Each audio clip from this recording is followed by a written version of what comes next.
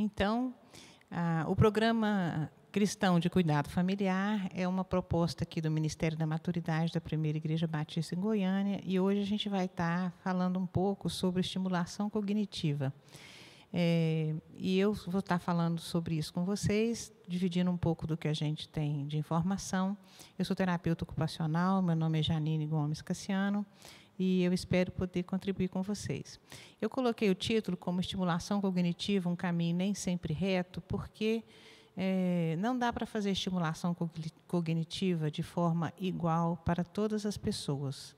As pessoas não são iguais, elas têm nível de escolaridade diferentes, elas têm informações em conteúdos diferentes, interesse por assuntos diferentes.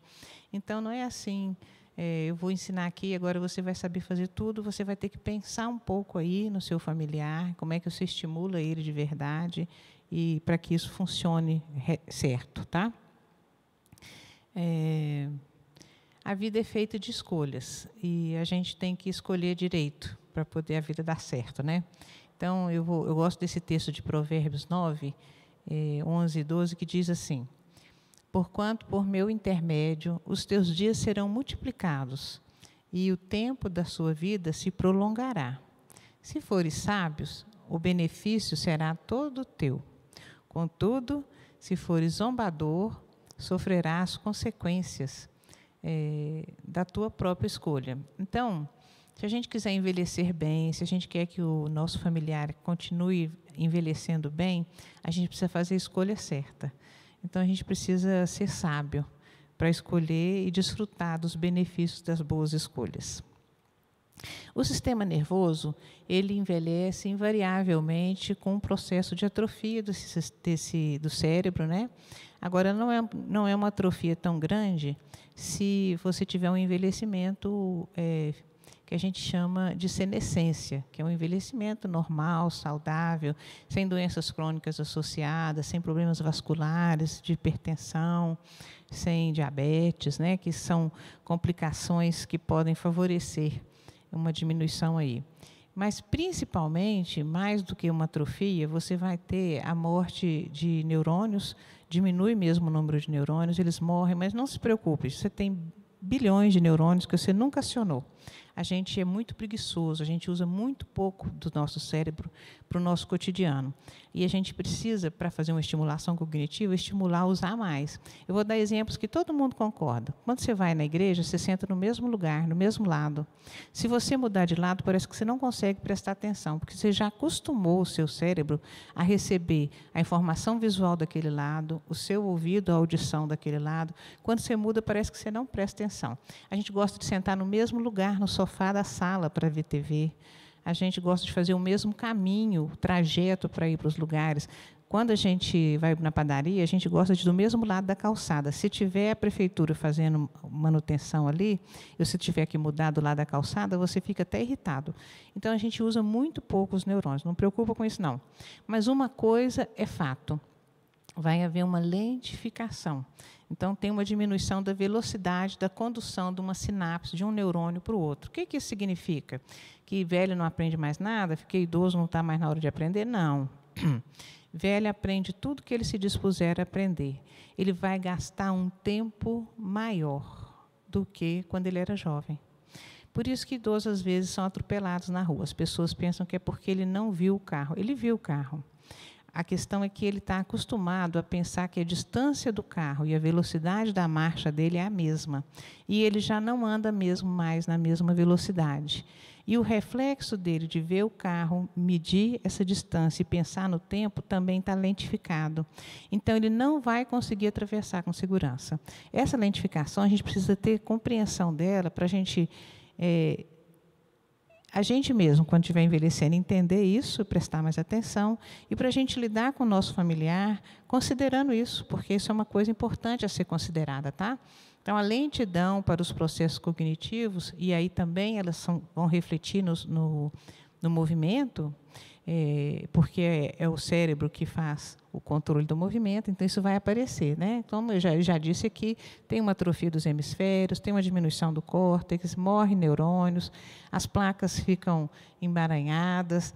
Mas aqui, a gente tem que fazer uma poupança cognitiva. Quanto mais você lê, quanto mais você procura saber novas informações, quanto mais você se mantém ativo e participativo, você vai fazendo um estoque, igual uma reserva mesmo de poupança. Você tem lá uma poupança para a hora que você precisar, você busca.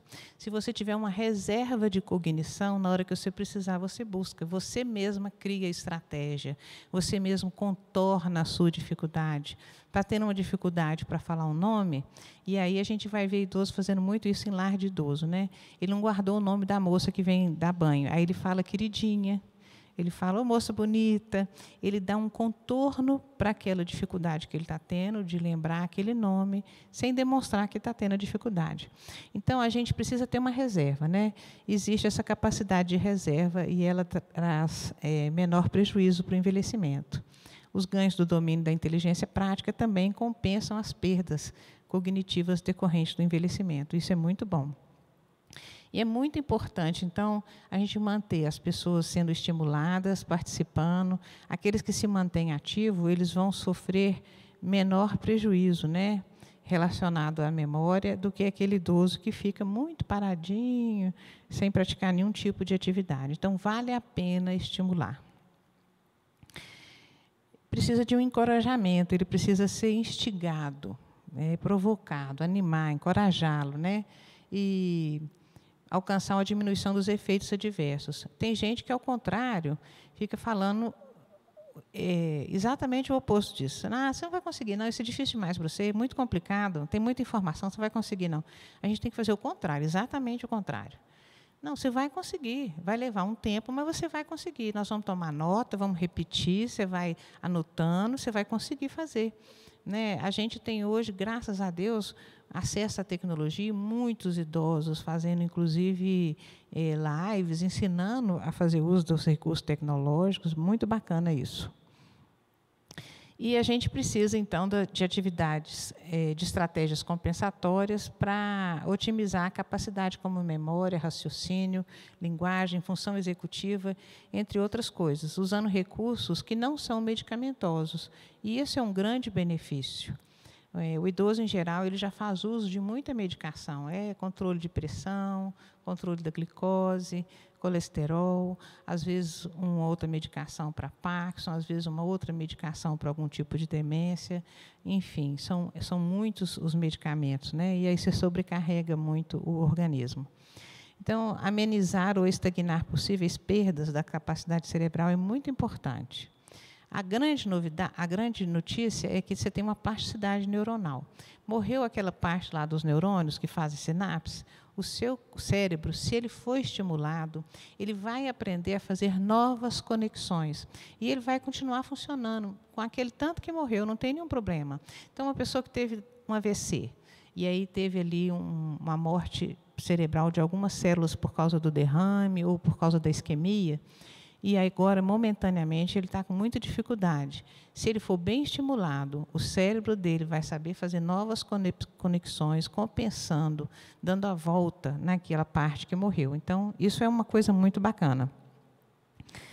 E a mudança vai vir a partir do estímulo. Eu preciso ter estímulo, preciso colocar estímulo para que o cérebro possa fazer essa nova reorganização. Então, eu preciso modificar aí para poder ver a resposta. Eu preciso fazer um impulso para reorganizar esse sistema nervoso, para ele voltar a funcionar mais próximo do padrão de normalidade. Então, eu preciso de estímulo. Como que eu vou fazer? Eu vou fazer atividades que elas precisam ser agradáveis, né? Ninguém vai ficar estimulado fazendo coisa chata, que não gosta, que não tem a ver com ele. Então, não adianta você querer pôr uma pessoa que gosta só de futebol para fazer, de repente, artesanato de macramê. Também não vai adiantar você querer lidar com uma pessoa que gosta de plantas, de horta, de jardim, para agora aprender culinária. Tem que ter alguma coisa que motive ele, que tenha interesse. Pode ser uma coisa nova, sim, para ele, mas que ele tenha interesse. Não vai ser só uma coisa que você achou que isso que vai ser bom, ou mais fácil, ou possível, ou viável, né? Situar dentro da zona do desenvolvimento, né?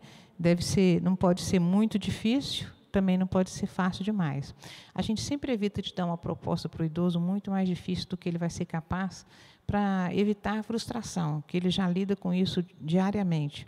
E também não pode ser fácil demais. Se for fácil demais, não é estimulação, né? Não é estímulo. Ao contrário, é um desestímulo. A gente precisa criar rotina. Rotina, para o idoso, é uma coisa muito bacana. A gente, quando fica muito tempo de férias, a gente não sabe se hoje é segunda ou terça, porque a gente sabe se localizar no tempo e no espaço por causa das referências que a gente tem.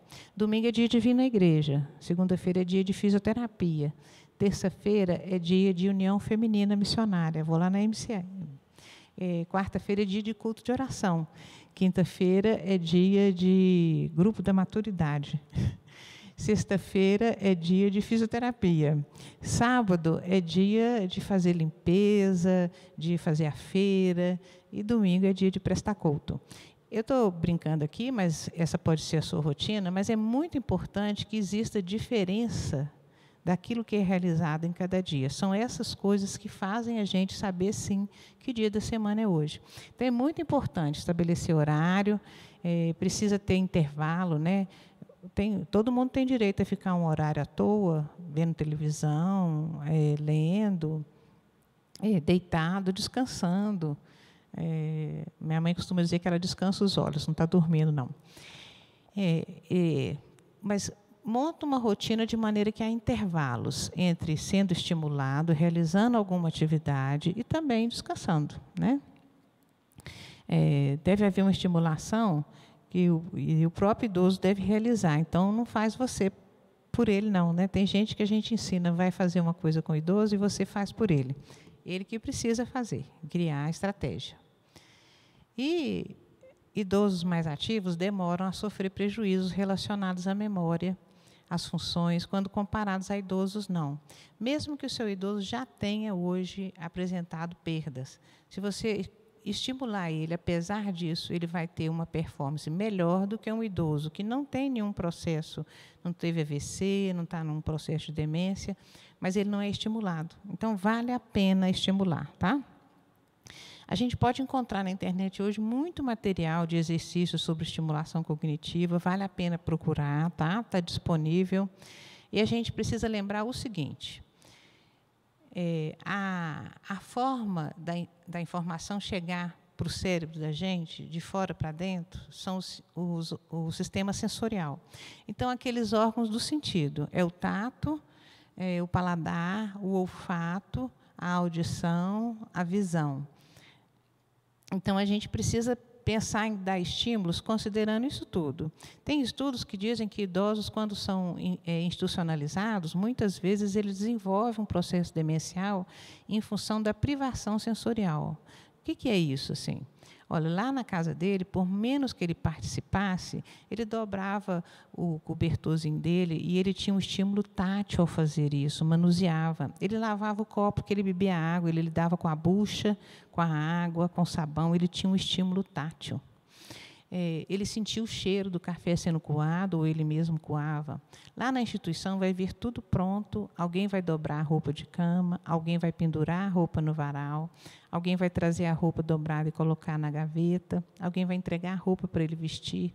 Então, a gente chama isso de privação sensorial. Então, não superproteja o seu idoso, ele precisa ser estimulado também com tocar nas coisas, com manusear as coisas, com sentir cheiros, aromas, né? Com ouvir música, ouvir barulho. Tem gente que quer que fique um silêncio mortal na casa. A gente precisa equilibrar as coisas, né?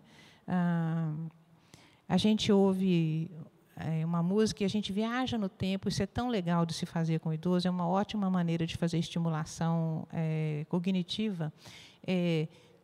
Trazer músicas antigas que têm a ver com a memória da infância dele, com a adolescência, com a juventude, quando ele conheceu a esposa, ou ela o marido, enfim. A gente ouve aquela música e viaja no tempo. A mesma coisa acontece com o cheiro. Tem coisa melhor do que sentir um cheiro de pão de queijo e lembrar da casa da avó? cheiro de bolo de fubá com café à tarde, cheiro de pipoca, a gente é estimulado pelo olfato. Então, é uma maneira interessante.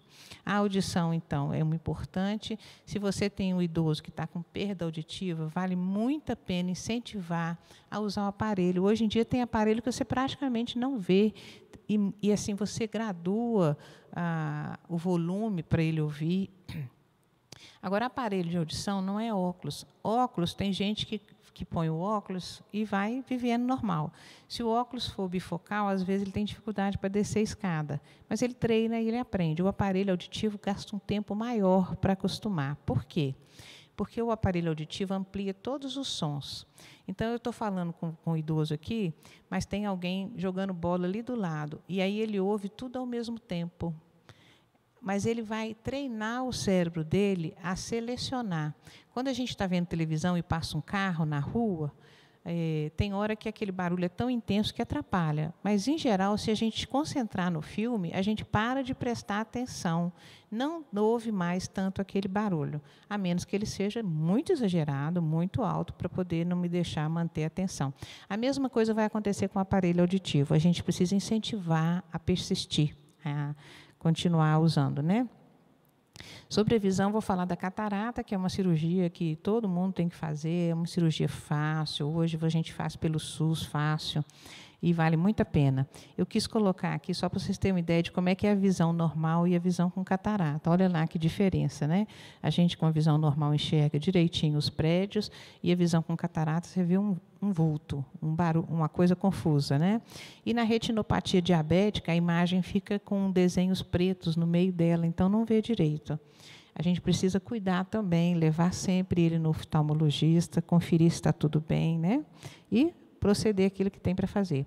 Sobre o paladar, eu quero chamar a atenção do seguinte: a gente tem papilas que são os identificadores do paladar. E aí a gente tem, assim, na ponta da língua é o doce.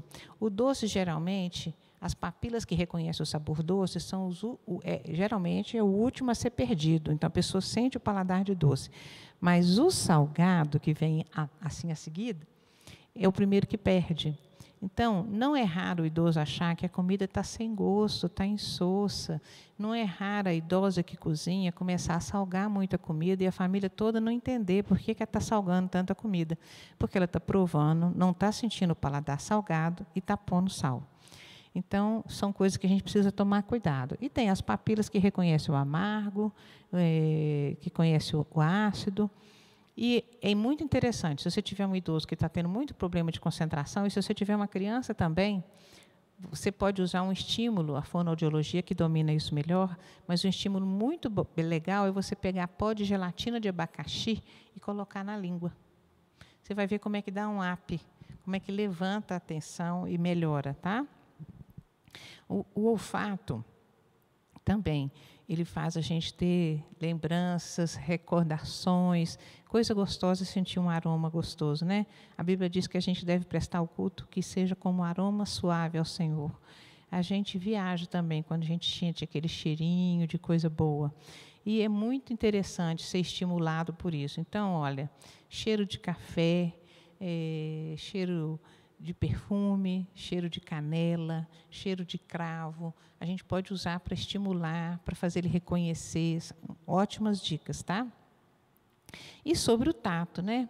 A gente tem aqui vários corpúsculos que recebem as informações. A gente tem a sensação de frio, de quente, de carinho e de aperto, né? Quando a pessoa te aperta, você sabe muito bem quando a pessoa te toca, qual que é a intencionalidade do toque. Então, eu tenho a informação de perceber que a etiqueta da blusa está me incomodando, o tipo de tecido, às vezes, incomoda. Então, eu preciso lidar com o tato, estimulando ele. Então, gente, deixa o idoso dobrar a roupa de cama, deixa ele, se ele puder, né? Se não puder, tira a roupa do varal e deixa ele dobrar a roupa para guardar. Esse estímulo tátil é importante. Ele quer lavar alguma louça, deixa ele lavar. Você está com medo porque é de vidro? Arruma uma louça que não quebra, né? Hoje tem coisa de bambu, de acrílico, porque é muito importante manusear as coisas, tá? Como é que eu posso fazer para melhorar a memória? Toma nota, faz um caderninho, né? A gente pode aprender sempre. Coloca as coisas para te lembrar, escreve lá na porta da geladeira, né? Releia coisas. Atividade física, parece que não, mas tem tudo a ver com a função cognitiva. É importante movimentar. Dormir bem, não tem jeito de você ter boa memória se você dorme mal. Precisa dormir bem. E ter vida social. Agora, na pandemia, a gente está tendo uma vida social bem restrita, né? Mas é preciso, dentro do possível, manter isso o mais vivo possível com as alternativas, né? Videochamada é muito legal. A gente pode tomar cuidados para manter contato com pessoas idosas, né? Com todo o zelo e cuidado que precisa. Todo mundo tem necessidades que são básicas, e é necessidade. A gente precisa sentir vínculo participativo. Você é parte de uma família. Então, os vínculos precisam ser mantidos. A gente tem necessidade de ter conforto. A gente tem necessidade de ter identidade. Então, eu preciso preservar a identidade daquela pessoa, as características, os gostos, aquilo que você conhece dele. Deixe ele com a identidade dele. Às vezes, você leva ele para a sua casa porque você quer cuidar melhor, mas aí você tira toda a identidade dessa pessoa.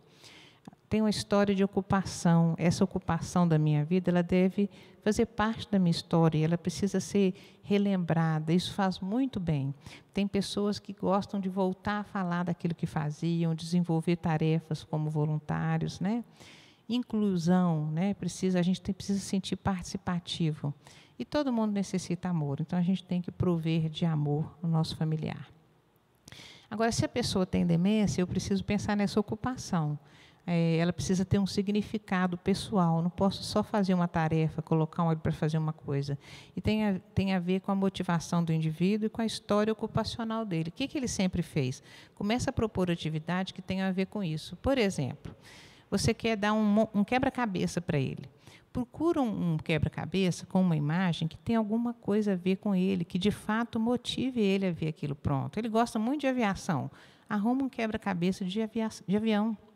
Ele gosta muito de planta. Ele gosta muito de cavalo, arruma um cavalo. Procura fazer um estímulo que, de fato, tem alguma coisa a ver com ele, com aquela pessoa, tá bom?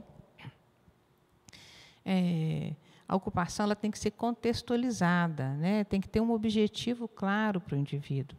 Eu, por exemplo, estimulo muito a mamãe a fazer bordados. Ela sempre fez trabalhos manuais, bordado, crochê.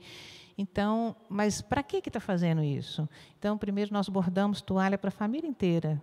Aquela tarefa tem um propósito, tem um objetivo. Ela ia dar de presente para todo mundo no aniversário. Então, ela escreveu o nome de todos os filhos, das noras, dos genros, dos netos, das esposas, dos bisnetos. E isso é muito legal, porque tem sentido. Não está fazendo por fazer. E vai ter um lugar. Agora, o bordado dos panos de prato é muito bacana, porque ela está fazendo, vai ser vendido na feira de artesanatos da maturidade, e 50% vai ser destinado para missões. Isso é uma motivação a mais para ela, tem um sentido. Então, eu preciso contextualizar. Eu vou propor coisas que têm a ver. É possível lá onde você mora, onde ele mora, é cabível, senão, né, não vai adiantar. Mora num apartamento mínimo, não tem espaço nenhum para nenhum jardim, para nenhuma planta, para nenhuma horta. Só se você pensar em mecanismos alternativos, né, verticais, enfim. Mas você tem que pensar.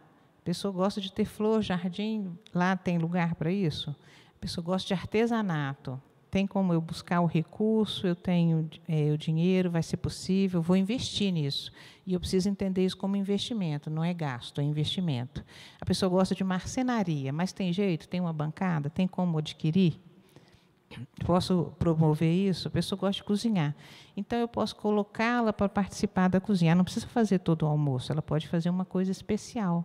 Ela pode fazer um lanche especial num determinado dia. Ela pode não fazer tudo, mas ela participa de etapas.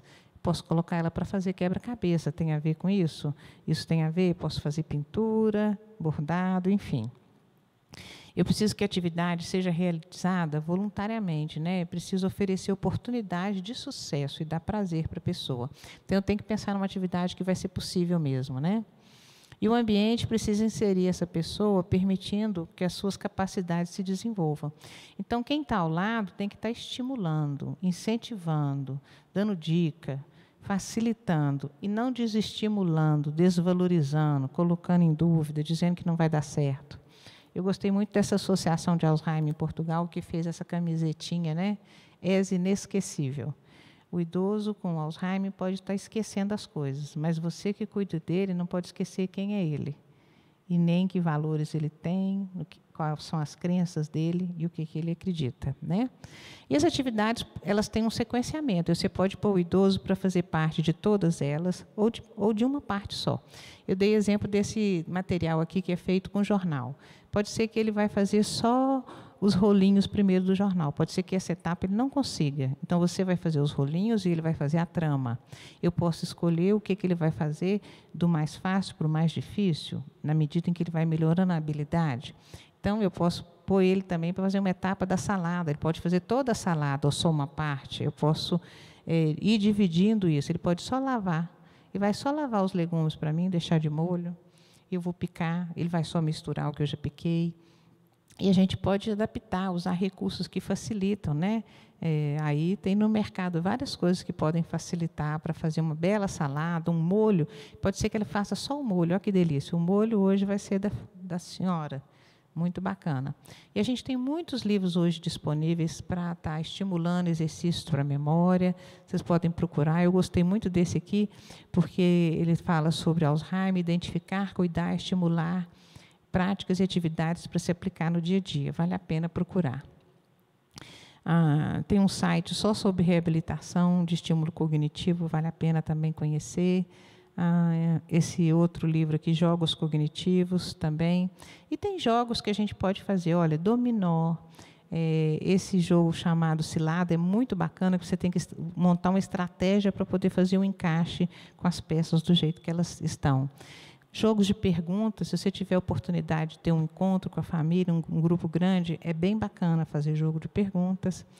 E a gente pode estimular fazendo diferentes atividades, como essa aqui, né? Você vai ter que ler a palavra preto, mas se está em azul, você vai falar azul, né? Então, tenta fazer aí um pouquinho aí. Como é que você vai falar? Azul, verde, vermelho, laranja, laranja, vermelho, preto, verde, preto, azul, verde e vermelho. Quer dizer, você tem que ler pela cor e não pelo que está escrito. É uma forma de trabalhar. Você dá duas informações e ele precisa selecionar. É uma estimulação, sim, e funciona, tá? Você pode pôr ele para contar, fazer contagem regressiva de 5 em 5, de 7 em 7, né? Você vai contar de 200 para trás, né? Enfim, ou para frente. Você pode, por exemplo, num quadro aí, pedir para ele quantos corações tem nesse quadro aí. Quantos corações tem? Conta aí você rapidinho.